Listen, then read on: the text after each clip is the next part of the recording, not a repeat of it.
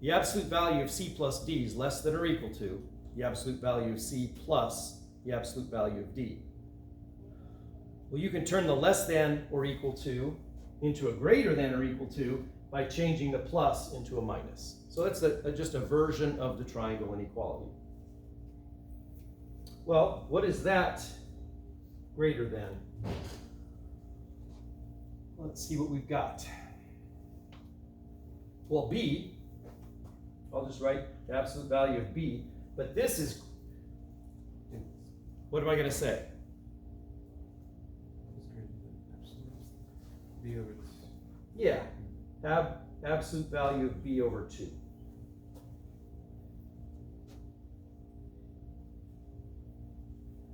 And what's that equal to? Absolute value of B over 2. Absolute value of b over 2. And what's that equal to? M. So one line of inequality arithmetic, we showed that Bn is strictly greater than M. So, yeah, this equals part of that inequality was optional. I could remove it though. We proved that Bn is greater than M. So I'll go ahead and leave it, but we proved it's strictly greater than. And that's the end of the proof.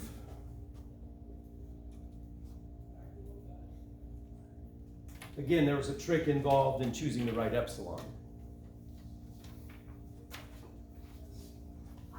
Any questions? We're gonna use this lemma 1.10 to prove the arithmetic operation on sequences where we do the division case. This one takes a little more arithmetic than the previous ones.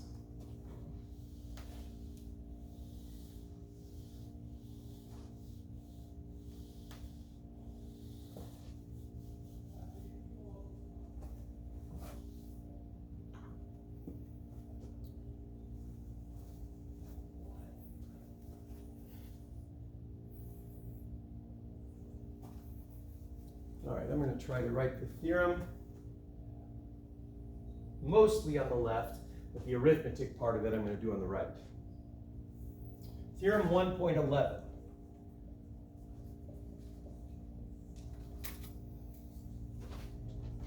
If an converges to the real number a and bn converges to the real number b, now I have to qualify something here, where b is not equal to 0,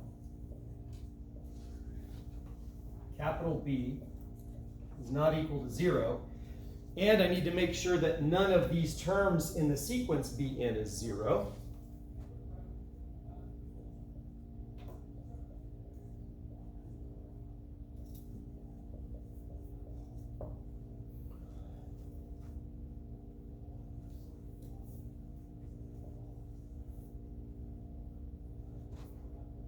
Then the new sequence an over bn converges to a over b.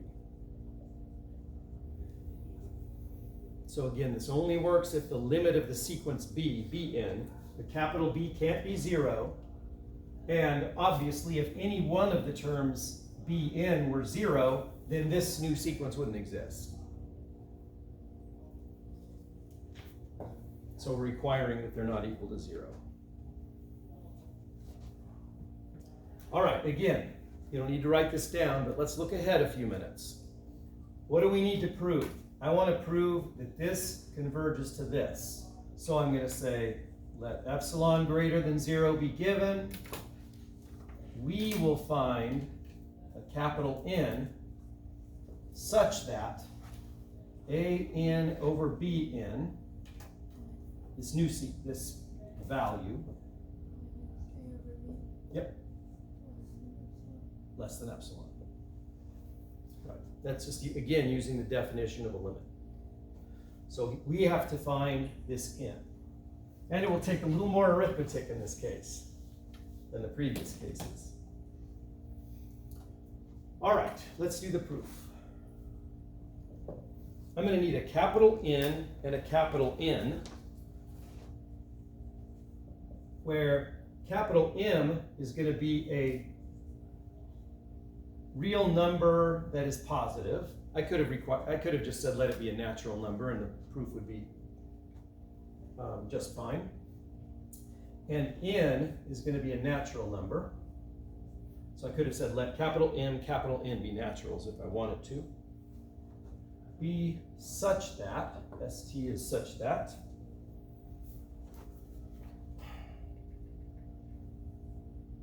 and I'm going to use more than one n, so let's call this one n1. Such that n greater than n1 implies that Bn is less than or equal to n.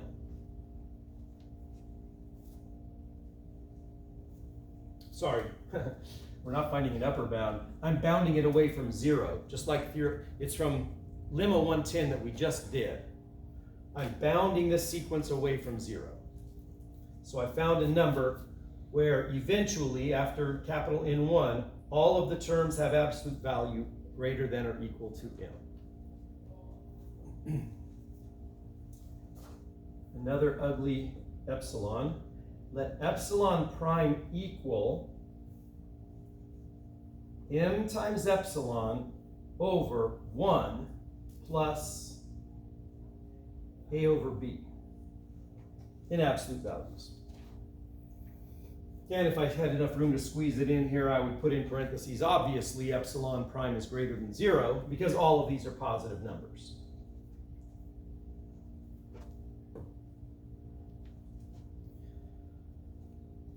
Well, we're going to let capital N2 and capital N3 be natural numbers that correspond to each one of these sequences. Let N1 and N2 be natural numbers such that n greater than n1 implies an minus a in absolute values is less than epsilon prime. We okay? This needs to be, yeah, I know what you're going to say. In 1 I used, this needs to be in 2 and in 3. Sorry about that. Now we okay? Good, thanks. N greater than N2 implies this, and N greater than N3 implies the same for the sequence Bn. And we can justify the N2 and the N3 existing because An converges to A and Bn converges to B. All right, what do you think I want capital N to equal? I want all those to be true. I want that to be true, and this to be true. Yeah, exactly. I need this capital N to be at least as big as N1, N2, and N3. I'll just say let it be the max of N1, N2, and N3. So now all the right-hand sides are true. That's true, and that's true.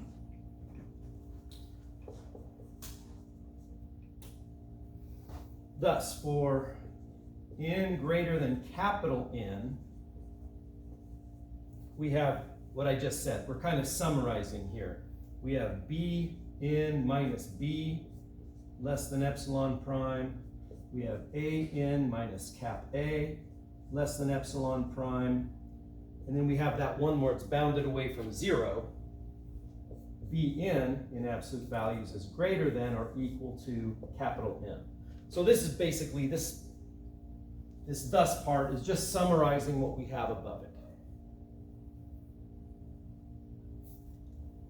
Now I'm going to have to get to the algebra part that will complete the proof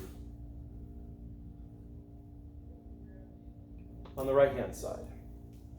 So it's going to be a long last line, but I'm going to use therefore. N greater than N implies the following. And remember what we want to do. We're trying to prove that this goes to this. So I need to say An over Bn minus this. And eventually, after arithmetic, it's going to be that absolute value is less than epsilon.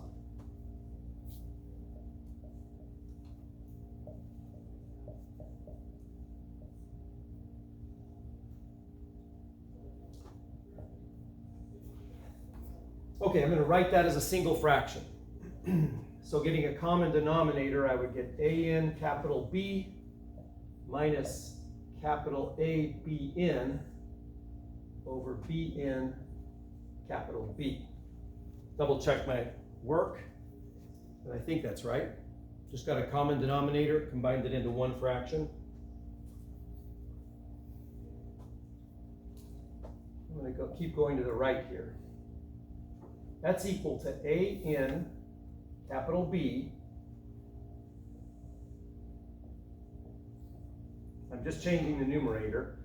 Minus AB plus AB minus a BN. So all I did is add 0 to the numerator. I added and subtracted capital A, capital B.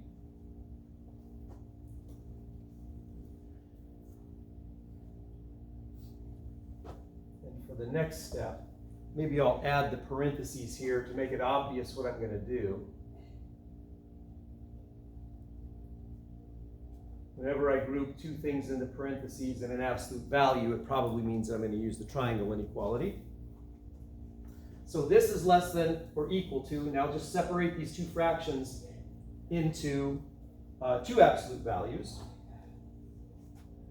ANB minus AB over BNB.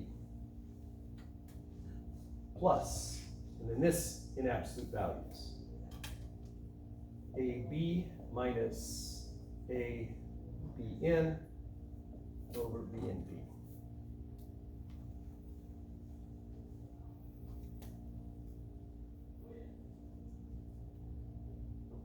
So let's simplify these a little bit. I'm going to go one more time to the right, then I think I'll be able to go straight down after this. Notice that in this one, we can factor out a b of the whole left-hand absolute value. And on the right, I'll just tweak it a little bit. So I can say that's an minus a all over bn. All I did is factor the b, top and bottom, in the first fraction. In the second fraction, I'm going to do what I had done before by just breaking it into multiple absolute values. Where did B go? Where'd what go? Oh, you divide by base the other way. Yeah. Okay. Yeah, I factored the capital B out of the top, and then I just canceled the capital B on the top and bottom. So this one I'm going to break apart a little bit. This is what? This you could factor the top as capital A times B minus Bn. So let's write it like this.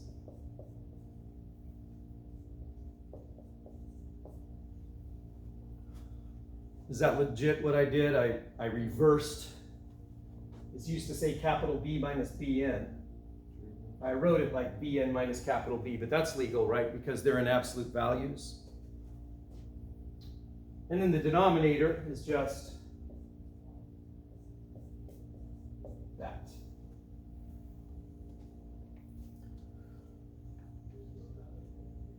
Well, we've got a lot of things we can use now. This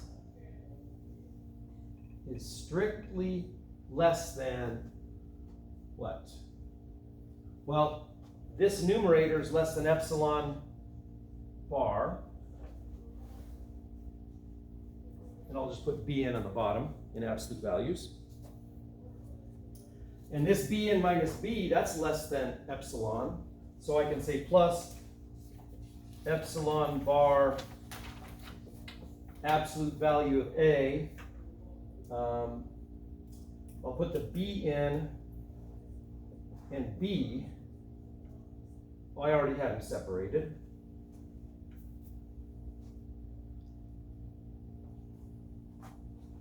And the next step, I'm just going to do a couple of substitutions. Bn is greater than or equal to m. So can I do that? Can I replace Bn with that? That's bigger, which means this is smaller. So yeah, that's legitimate. Plus, epsilon prime A over that.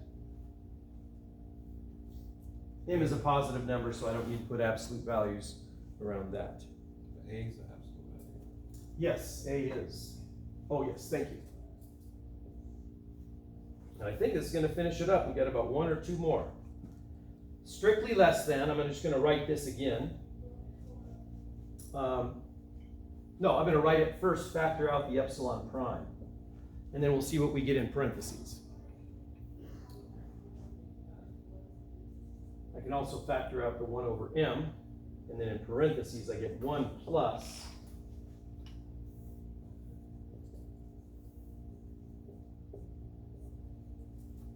How is that strictly? oh, that's exactly equal, isn't it? Yeah, I didn't make any substitutions there, so this is exactly equal. Thank you, Nandi. So I factored out the 1 over m, and I factored out the epsilon. And what did we define epsilon prime to be? M on top, m epsilon. Yeah, if we ignore the epsilon, we've got 1 plus a over b on the bottom, so that's going to completely cancel out. The m is going to completely cancel out, and this just gives us epsilon. And that's the end of the proof. I think the textbook refers to the term epsilon picking, where if we wouldn't have defined epsilon, similar to what I said earlier, if we wouldn't have defined epsilon prime, we would have come up with an epsilon that looked something like this, epsilon times all of that. And then we would have had to just go back and make a few tweaks to like epsilon prime, and then we end up with epsilon here.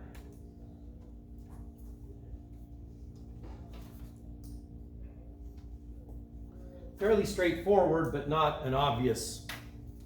This would take a long time to come up with this proof. And no, you won't have to reproduce this one on a test. But you might have a homework problem or two that refer to something like that. Any questions? How do you know how to define epsilon prime? Well, if you didn't do that, don't make any changes here. Let's say you just didn't do it. And you just used epsilon everywhere. Then we would have ended up with something that looks like this. This is less than that. Well, I want it to be epsilon by itself. I mean, technically speaking, not for this class, but in general, if you can show that it's less than some arbitrary number, good enough. This would be sufficient, but not for this class, not in a formal proof. You need to end up showing that it's less than epsilon. This is just a number. That's like the number 2. So if you divide epsilon by 2, you end up getting epsilon all by itself. So whatever that number is you have there, you can go back and define what epsilon. Yeah. Take a different color pen or eraser, go through and say, okay, I can't use epsilon, let's use epsilon prime, and we set it to epsilon times all this stuff. That's what I mentioned the book refers to as epsilon picking.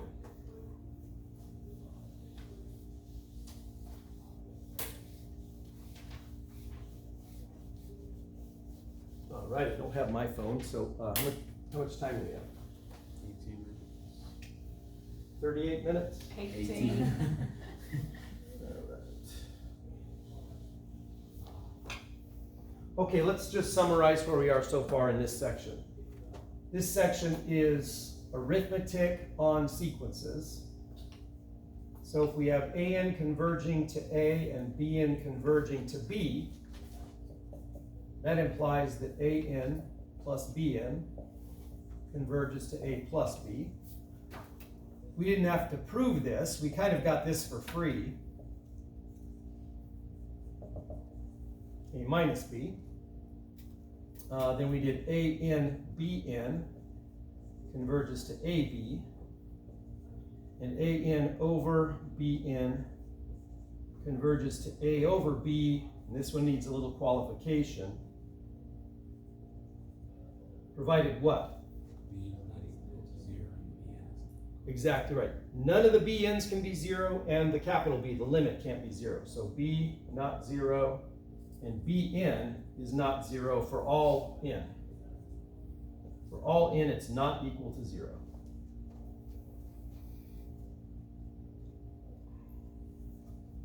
And remember that one thing, I didn't call it a theorem, but basically this is important to remember. It kind of encompasses much of this. Alpha and beta, real numbers, and this, of course, implies that alpha an plus beta bn, that new sequence converges to alpha a plus beta b. That encompasses everything pretty much except for the last one we did, the one where we had a over b, this one here. All right, well, let's look at an example where you probably remember the answer to this from calculus. But the example is, if an converges to a and bn converges to b,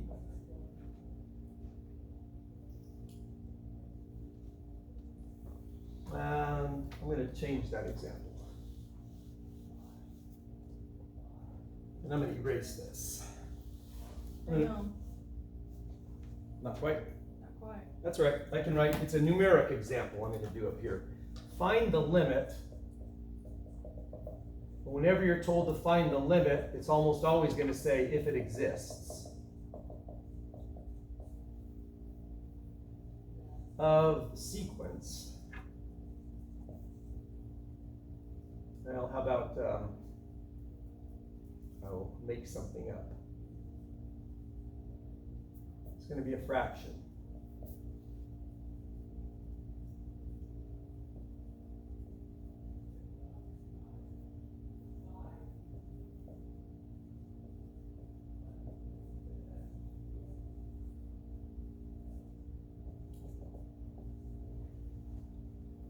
Now you may remember the limit of this just from, as I've mentioned, from one of the semesters of calculus. But what I'm going to do is write down the nth term of the sequence again, and do a little bit of algebra.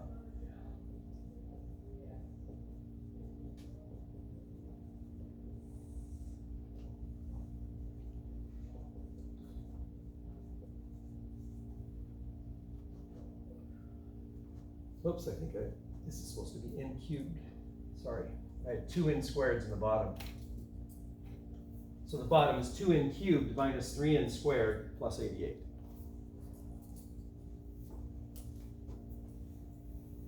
Well, notice that this is equal to, and what I'm going to do is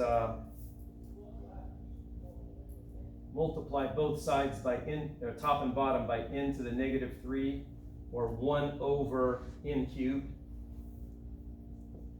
And that's legal, so that would give me a 9 plus 7 over n minus 14 over n, no, minus 14 over n squared plus 99 over n cubed on top. And on the bottom I will get an 2 minus 3 over n plus 88 over n cubed. That's just another way of writing the sequence. It's term by term, those are equal. So this sequence, each term of it, you could think of as being this sequence plus that sequence minus this sequence plus that sequence. But up here it doesn't help us. Down here it's going to help us immensely. Because if you have a sequence of 9s, it converges to 9. If you have a sequence of 7 over n, it goes to 0, right? As do the others. Negative 14n squared over n squared goes to 0. Any constant over n cubed, as n goes to infinity, that goes to 0. That one goes to 0, that one goes to 0, and that one goes to 2. So we basically used those arithmetic sequence properties to prove that the limit of that sequence is 9 over 2.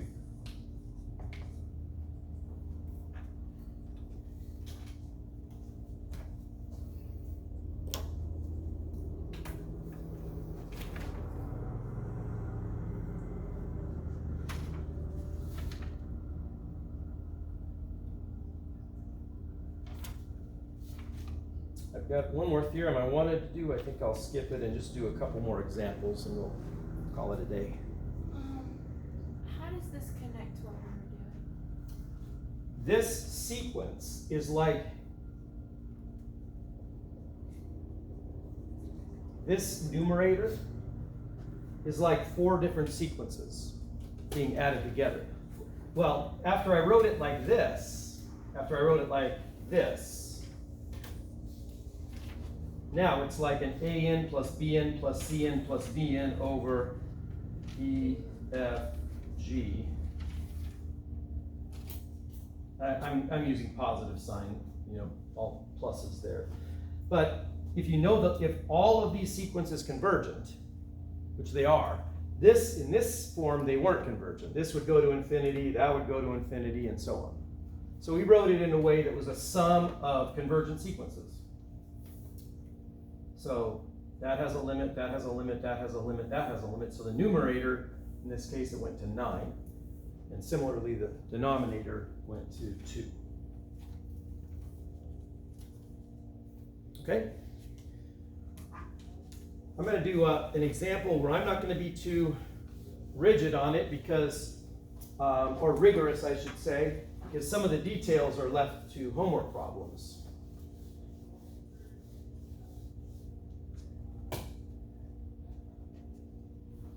This came right out of the text. Discuss the convergence of this sequence.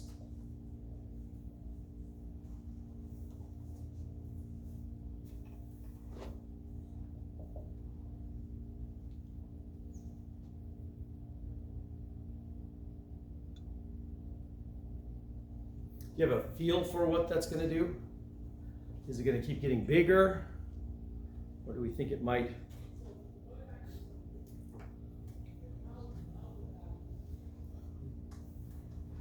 You don't have to have a feel for it. If it weren't for the square roots, that's the thing. When the numbers get big, very, very big, their square roots get closer and closer together because they're adjacent numbers, n and n plus 1. So again, if you take the radical n and radical n plus 1, as you get super, super big, they get close together.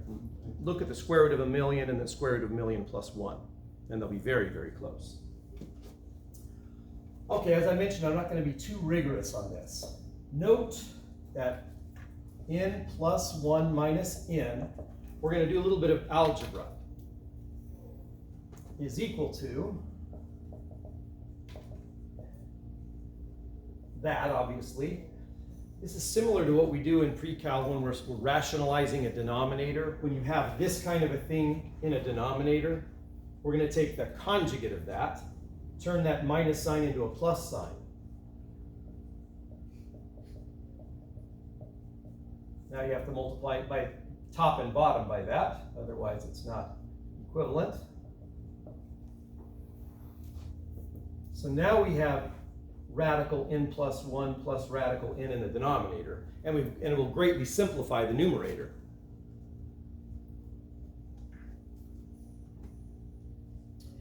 What is the numerator? N plus 1 minus n. N plus 1 minus n.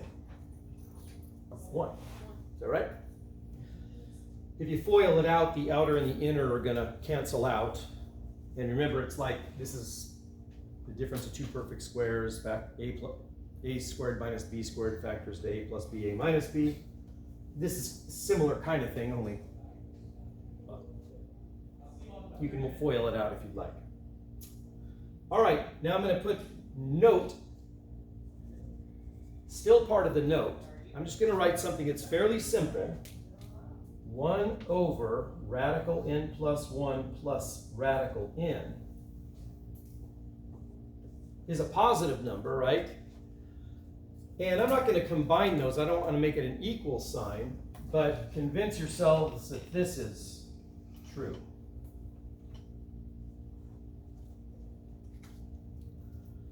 You agree with that? So we have each term of the sequence, the nth term of the sequence, is trapped in between 0 and this term. This is kind of a new sequence. Now I'm just going to say that that converges to 0 by a homework problem. If the homework problem basically says that if AN converges to A, that implies radical AN converges to radical A, provided they're all positive numbers. I mean, you can't put the negatives under the radical here. So if all of these ANs are positive numbers and that converges to A, then the square root of that converges to.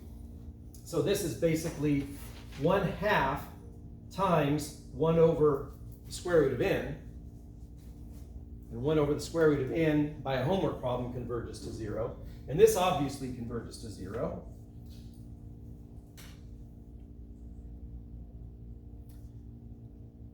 And then by another homework problem, you want to take a guess what that is? Exercise 9 in the text. This has to converge to 0. You remember what that's called? It's the same thing for functions and for sequences. It's called the Squeeze Theorem. Every value is squeezed between this and this. Strictly in between. Actually, it doesn't have to be strictly in between. It could be less than or equals if we wanted. So that means that the limit is between 0 and 0. So that also has to go to 0. That'll be one of your homework problems.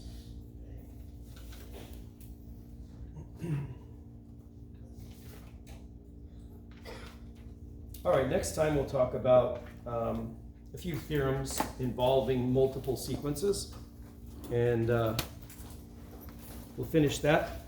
Let's see, how many more sections do we have? We have 1.4 after this, and then we'll schedule an exam. So we still have another couple class sessions, and we'll schedule an exam. All right, have a good day.